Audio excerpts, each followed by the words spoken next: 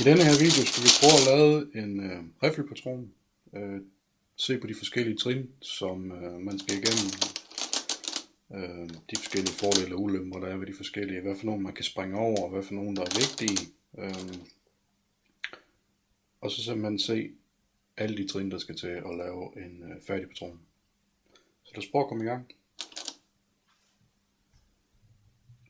Det første trin, det er at vælge sine hylstre. De skal se pæne og rene ud, ikke have hakker i halsen, og fingerhætten skal ikke være alt for flad. Det er et tegn på, at levetiden på hylstret måske er formindsket en smule. Men vælg nogle hylstre, der ser pæne ud, og så skal vi videre til den næste proces. Det næste trin, som jeg godt kan lide at anvende, er at slå fingerhætten ud, inden vi begynder at tomple eller skære hylstret i længde, eller på nogen som helst anden måde behandle hylstret. Og det er simpelthen bare en simpel decapper fra lige, hvis eneste formål er at fjerne fingerhætten. Og den er simpelthen universal. Den kan bruges til stort set alle hylstre, lige fra 32 hylstre helt op til kaliber 50 næsten. Der er visse kaliber 50, der ikke vil tage. Men alle andre, det decapper den uden nogen som helst problemer. Og det er en god måde at få adgang til fingerhættehullet på med det samme, i stedet for at man først skal fuldsize den og svine sin fuldsizer til, før man har tomplet eller rengjort hylstret. Det næste, der skal ske, det er, at vi skal have rengjort hylstret, og det kan man med fordel gøre med en ultralydsrenser. Hvis man ikke har sådan en, jamen så er der ikke andet ved det end en spand vand med en lille smule sulfur i og noget toiletrens eller citronsyre. Og det gør overfladen lidt pænere og løsner skidtet.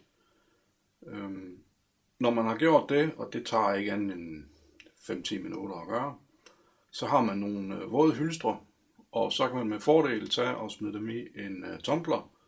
Våde, de skal nok tørre, mens de kører rundt i tumbleren. De skal have en lille time til halvanden. Så er de tørre, pæne og klar til at blive fudsized, når de kommer ud i tumbleren. Hvis man ikke har en tumbler, så vil jeg anbefale, at man lader dem blive en lille smule længere i sit vandbad, om det er ultralydsrenseren eller om det er spanden af lige meget. Lad dem blive lidt længere deri og tør dem enten på et håndklæde eller en radiator, eller hvad man nu har af muligheder. Og når man så har gjort det, jamen så har man så også et hylster, man kan arbejde videre på med fuldsizen. Men lad os prøve at få rengjort hylstrene, og så kan vi begynde at size dem bagefter.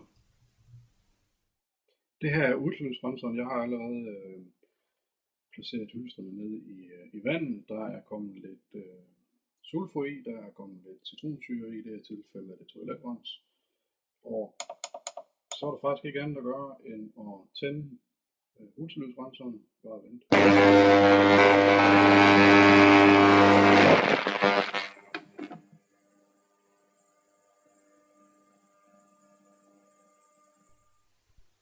Så er hylstrene kommet op af ultralydsrenseren, eller spanden i det her tilfælde er det ultralydsrenseren. Og hvis man lige ryster dem kort af, lige tager det værste af vandet, jamen, så kan man bruge sin tumbler til at tørre dem i. Hvis man ikke har en tumbler, som sagt, så kan man sagtens bruge en radiator, et håndklæde osv. Man skal bare sørge for, at hylstrene er tørre. Det her det er en smutvej til at både få dem poleret og få dem tørre, uden at man skal have flere processer. Men cirka halvanden time i tumbleren, og så er de klar til at blive fullsized.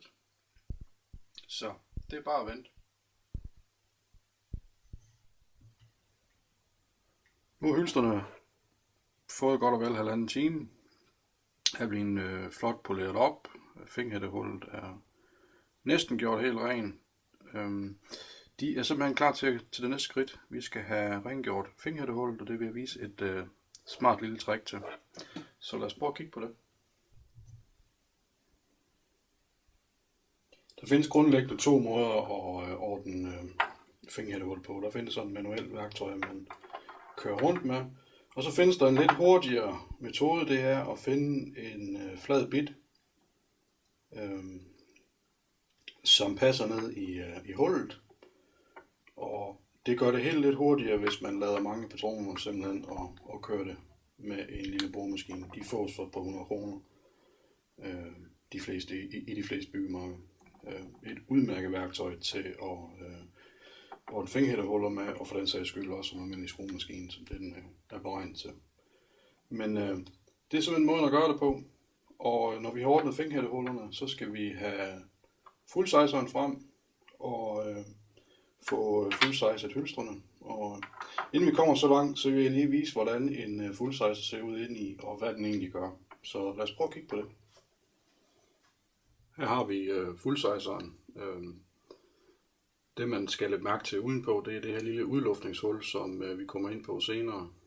Selve kernen kan man tage af ved at skrue toppen af her. Det skal siges, der skal værktøj til normalt. Det er den indre kerne. Der har vi spidsen til at trykke fingerhætten ud med.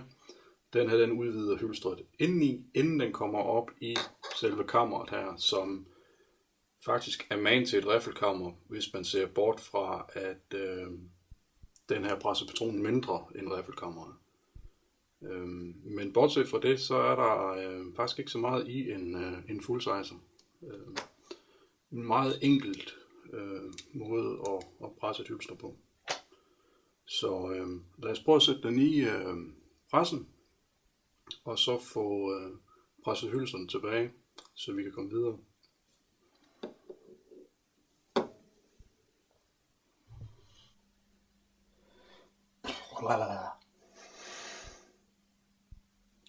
Vi skal indstille full-size-dejen. Det er faktisk ret enkelt. Der er nogle få ting, man skal være opmærksom på. Men lad os prøve at se, hvordan man gør det. Det første man gør, det er, at man skruer den i et givet stykke ned. Så hæver man pressen, eller rampen, helt op, så den bunder ud og ikke kan komme længere. Hvis der ikke er nok gevind til, at man kan komme ned og røre, når jeg mener røre, så mener jeg, at shellplaten hernede skal røre dejen. Så løsner man den indtil man kan, og bliver ved med at skrue. Når du rammer, så man kan se, at nu forsvandt alt luften imellem dejen og shellplaten, så drejer man dejen af igen, til man lige kan skimte, at der er luft. Og så spænder man sin dej. Og nu kan man simpelthen se herinde, at der er ikke ret meget luft imellem. Det er cirka sådan, som den skal indstilles. Man kan se det, når man har full-sizet sine hylstre, eller det første hylstre, om dejen er placeret korrekt. Men normalt skal der ikke mere til end det her. Det er, ja, hvad er det? Det er lige under 1 millimeter fri luft. Men det er simpelthen det. Så skal vi have ordnet hylstrene, og jamen det er bare at komme i gang. Inden man sizer sine hylstre, er det en rigtig god idé at smøre dem. Det er tit, at de simpelthen sætter sig, hvis man ikke gør det. Der er mange forskellige måder at gøre det på. Der findes voks, der findes case loop. I det her tilfælde bruger jeg RCBS case loop. De er alle sammen lige gode, og ja, meningen er mange om, hvad der virker bedst. Jeg kan bedst lide RCBS case loop. Det er drøj brug, og jeg har ikke rigtig haft et hylster, der har sat sig på grund af RCBS' case loop i hvert fald. Men det er simpelthen en smagssag. Søg lidt rundt på nettet, spørg dine kammerater og andre genladere om det.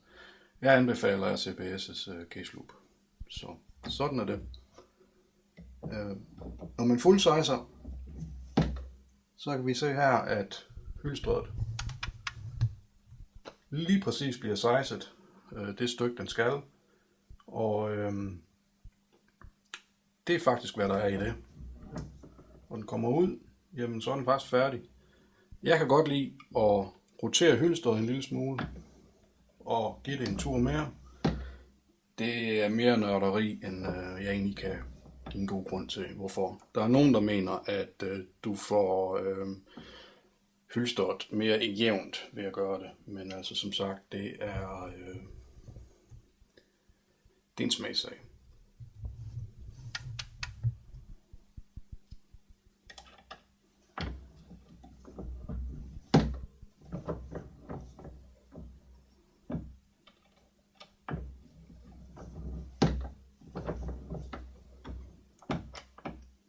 Ved nogle typer hylstre 6,55 og mindre diameter hylstre er det en god idé at smøre hylsterhalsen.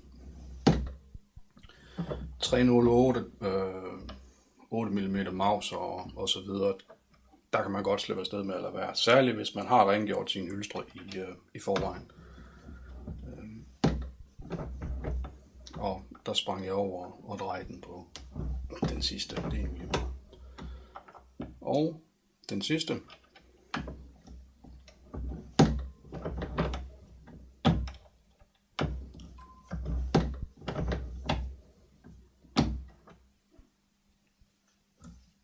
Det var simpelthen det. Så er alle 5 hylstre full-sized. Det næste vi skal, det er at vi skal have rengjort og fjernet luben.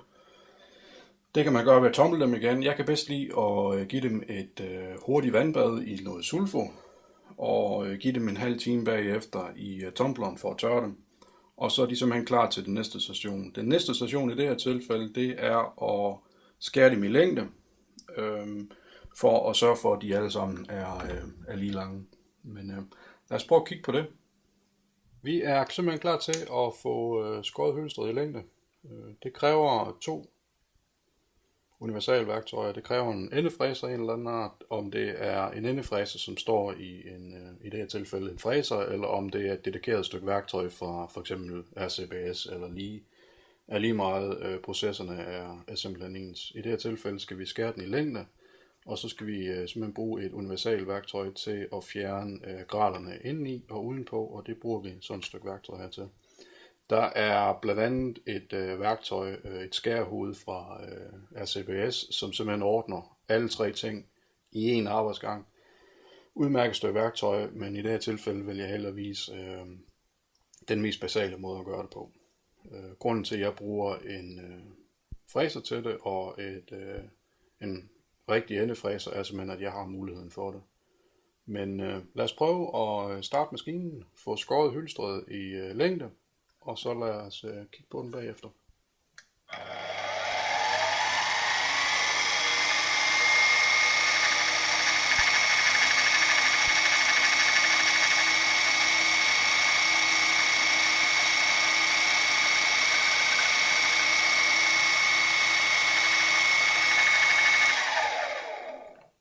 Så er hylstret blevet skåret i den længde, jeg bedst kan lide at skære 308 hylstre i. Det er omkring 50,7. Den må helst ikke gå over de 51 og helst under. Grunden til, at den ikke må gå over 51 er, at hvis den gør det, så har man problemer med simpelthen at kamre den i sit våben. Den næste proces, det er, at vi spænder hylstret af, tager universalværktøjet og lige tager en grat indeni og en grat udenpå, og så er hylstret simpelthen klar til at blive genladt. Så mere er der egentlig ikke i at skære et hylster i længde.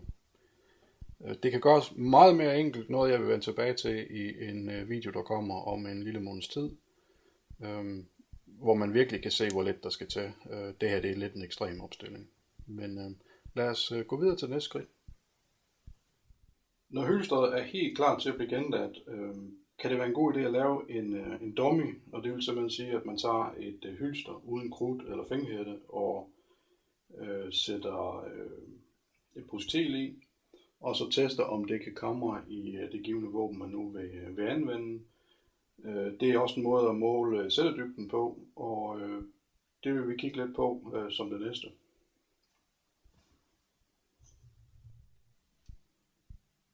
Lad os snakke lidt om celledybde og hvad det egentlig er. Det her er et et mauserløb, som er blevet skåret op, så man kan se både riffelgangen og kammeret. Og det vi har her er riffelgangen, og det er det her stykke, som projektil vil ligge på. Det der er simpelthen udskæringen til hylstret, det vi kunne se om lidt. Og sættedybden er simpelthen et spørgsmål om, hvor langt projektilet stikker ud fra hylstret og op i riffelgangen, som man på den her kan se begynder heroppe. Løbet er skudt ud, så riffelgangen ville have startet omkring her tidligere. Men lad os prøve at sætte hylstret i, og så se, hvad det har at sige. Som I kan se, når hylstret det bunder ud, jamen så stopper det simpelthen på kanten heroppe, og det er simpelthen den kant, der afgør, om hylstret er for langt. Hylstret kan simpelthen ikke komme ind og sidde i kammeret og fylder simpelthen for meget, hvis hylstret er for langt. Det er simpelthen derfor. Men som man kan se, så er halsen begynder her, og selve projektilet er simpelthen beregnet til at sidde her i og stikke ud. Nu prøver vi at sætte et projektil i. Så har jeg sat projektilet i, og som man kan se, så fylder det halsen ud, stikker ud, som den jo selvfølgelig helst skulle gøre. Og det er simpelthen det her stykke her, der afgør, hvor langt ude du kan sætte projektilet. Man kan vælge at sætte den længere ned i hylstret, man kan vælge at sætte den længere ud. Man kan få bedre præcision på nogle rifler med nogle typer riffelgang ved simpelthen at sætte projektilet ud. Der er ikke noget forgjort i at sætte den længere ud end anbefalingen er i opskriften, fordi de fleste, for jeg kan sige alle standard fabriksopskrifter på genladning i stort set alle kalibre tager højde for, at patronen skal kunne lades i, eller skal kunne sættes i et magasin. Og det gør simpelthen, at der er en begrænsning i, hvor lang selve patronen simpelthen kan blive, for at man kan være sikker på, at den går i et givet magasin og føder korrekt i en given riffel. Men det vi simpelthen gør nu, det er, at vi tager en riffel, laver en dummy 308, og så måler vi simpelthen og viser, hvordan man finder ud af sættedybden på en nem og overskuelig måde. Lad os prøve det. Og lade dummyen er faktisk ikke specielt indviklet, og er en rigtig god idé, inden man begynder at lade alle sine patroner, uanset egentlig hvor mange det er. Er det en god idé at teste, at de kører korrekt i ens riffel, altså at man kan lukke låsen, og at de trækker godt nok ud. Og til det skal vi bruge kugleisætteren jo selvfølgelig, som man faktisk sætter op på samme måde, som man sætter sin full-sizer dej op, stort set. Det gælder stadigvæk, at man skal have rampen op. Den skal, hvis den kan, helst ned og røre. Det eneste, man skal være opmærksom på, det er, at nu sidder der en skrue heroppe. Hver enkelt dejproducent, om det er CBS eller Redding eller hvem det nu er, har sin egen måde at lave det system her på, men grundlæggende er det samme måde. Sørg for at få den skruet op, så den ikke tilgår projektil og presser projektil alt for langt ned. Så vi starter simpelthen med at sætte hylstret i shellpladen. Sætter vi projektil i.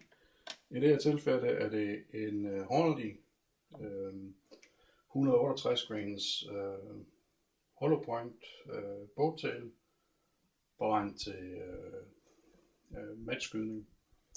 Og når man har sat den i her, er der faktisk ikke andet at gøre end at køre den op første gang, og der kan vi simpelthen mærke, at den bunder ud.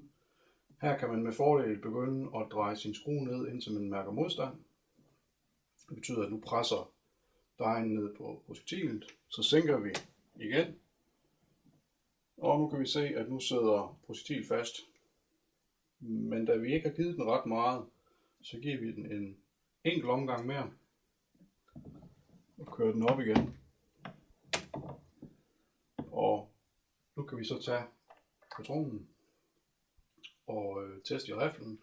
Og det gør man simpelthen bare ved at sætte den i. Og da det jo er en dummy, så kan vi godt tillade os at prøve at lukke låsen. Og hvis der ingen modstand er, og det er der her, jamen så har vi fundet den rigtige sættedybde. Her der er simpelthen for meget modstand, så vi lukker op igen. Således. Sætter den i shellplaten igen, og da vi næsten lukkede den, så giver vi den en halv omgang cirka. Igen. Sætter den i det interne magasin. Prøv igen. Og læg mærke til, at jeg bare bruger en finger. Hvis jeg virkelig tog ved, så kunne jeg al sandsynlighed lukke låsen. Men det er vi ikke interesseret i, fordi så vil projektilet sidde i riffelgangen.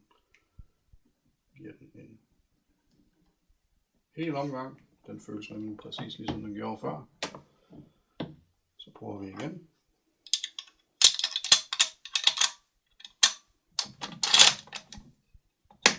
Og her kunne vi lukke den.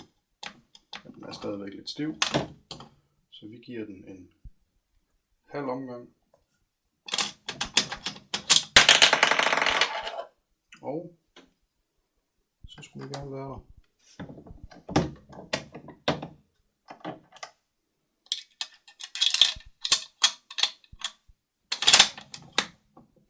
Og det lukkede fint. Lukkede fint op igen. Og så har vi simpelthen sættedybden. Den kan man måle med en skydelærer. Eller hvad man nu ellers har af værktøj til det. Så nu har vi en dummy. Vi har alle de ting, der skal til at kunne lade den færdige patron. Så det næste vi skal, det er, at vi skal have sat i et andet hylster selvfølgelig. Have sat en fingerhætte i, og vi skal have målet noget krudt af. Så lad os starte med fingerhætten og se, hvad man kan gøre ved det. Og så tager vi krudtet bagefter.